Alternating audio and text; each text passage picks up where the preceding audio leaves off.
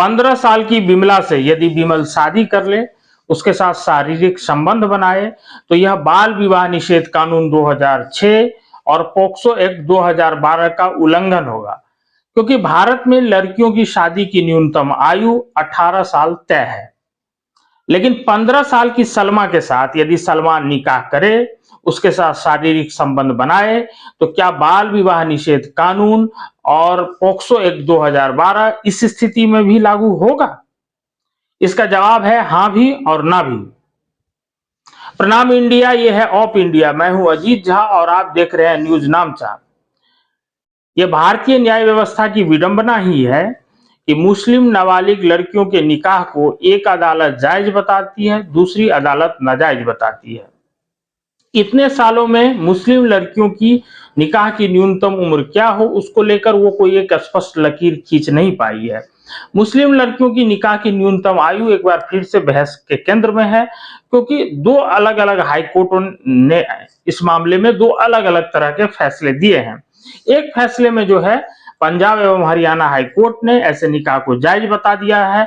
वहीं कर्नाटक हाईकोर्ट ने इसी तरह के एक मामले में मुस्लिम नाबालिग लड़कियों के निकाह को अमान्य बताया है। 26 साल के जावेद ने इसी साल जुलाई में 16 साल की एक लड़की से मस्जिद में निकाह किया।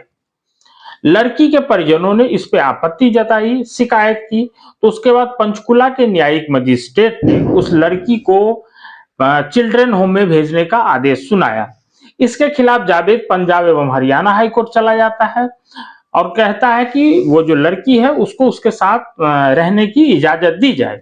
पंजाब एवं हरियाणा हाईकोर्ट ने इस मामले पर सुनवाई करते हुए कहा कि इस्लामी कानून के हिसाब से, मतलब मुस्लिम पर्सनल लॉ जो है उसके हिसाब से यौनावस्था में, मतलब 15 साल की उम्र की लड़कियां जो है अपनी मर्जी से निकाह कर सकती है। इस मामले में भी ऐसा लगता है कि लड़की ने अपनी मर्जी से निकाह किया है, इसलिए लड़की को जो है जावेद को सौंप दिया जाए।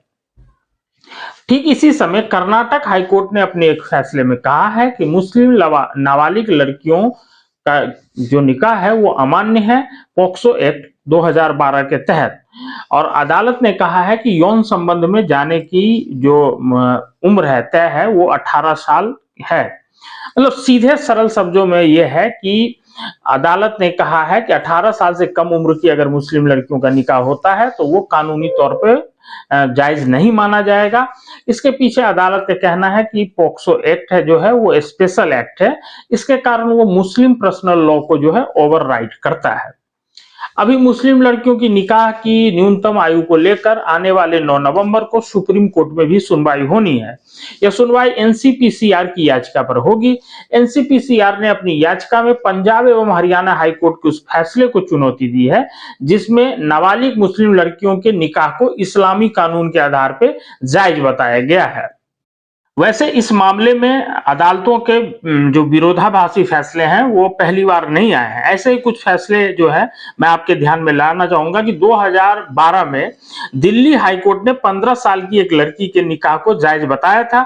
उस समय भी अदालत ने इस्लामी कानून का हवाला दिया था, कहा था कि इसके अनुसार लड़की जो है का जब माहवारी शुरू हो जाता है, उसकी यौना अवस्था आ जाती है, तो उसके बाद वो अपनी मर्जी से निकाह कर सकती है और वो निकाह जायज माना जाएगा।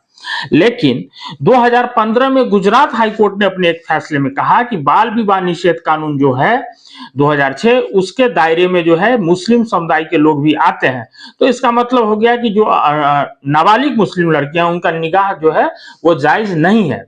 2017 में, माफ कीजिएगा, अक्टूबर 2017 में सुप्रीम कोर्ट के जज से जस्टिस एमबी लोकुर और दीपक गुप्ता वो एक मामले की सुनवाई कर रहे थे। इस दौरान उन्होंने कहा कि ये जो मुस्लिम समुदाय के लिए जो ये निकाह का जो ये स्पेशल कानून, मतलब मुस्लिम पर्सनल लॉ जो है, इसके कारण बाल विवाह निषेध कानून का मजाक बन गया है।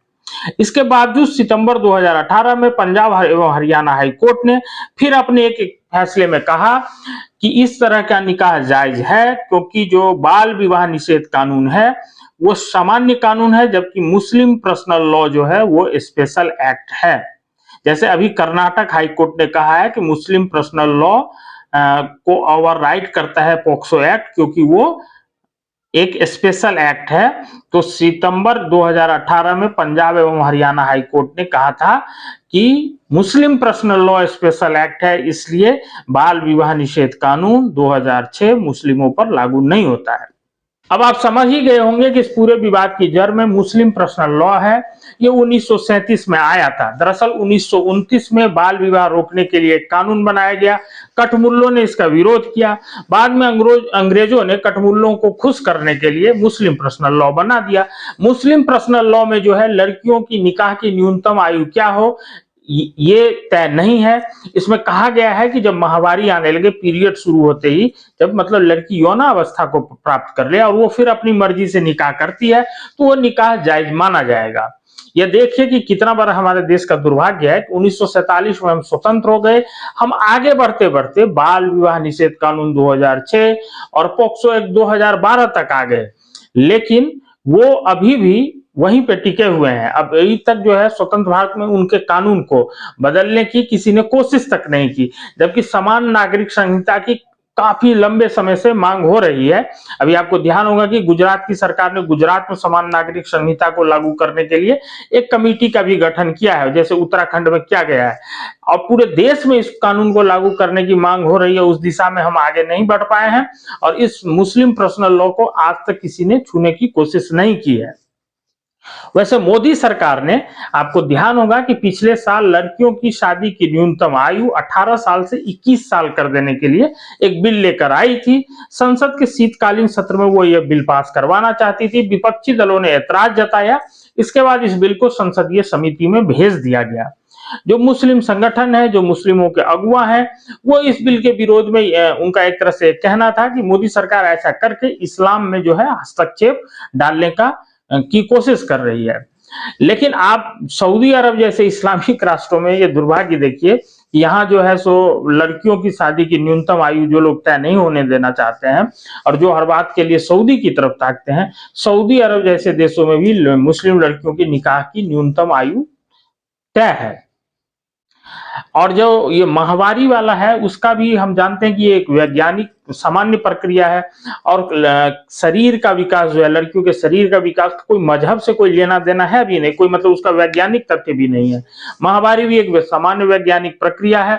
यह अमूमन 15 साल में शुरू हो जाता है, कई बार पहले भी हो जाता है, लेकिन आज तक मतलब कोई ऐसा इसका वैज्ञानिक आधार नहीं है जिससे आपको माहवारी और उससे यौन संबंध स्थापित करने की अनुमति के बीच कोई लिंक दिखे या निकाह शादी करने के बीच का कोई लिंक दिखे।